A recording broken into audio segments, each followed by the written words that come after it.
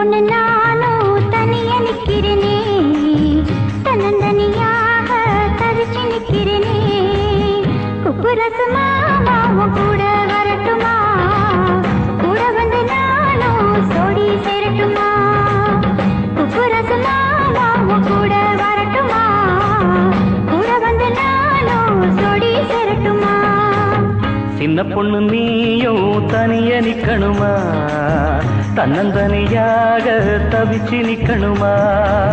குப்புராசு நானும் கூட வரட்டுமா, கூட வந்து ஒண்ணா சோடி சேரட்டுமா. குப்புராசு நானும் கூட வரட்டுமா, கூட வந்து ஒண்ணா சோடி சேரட்டுமா.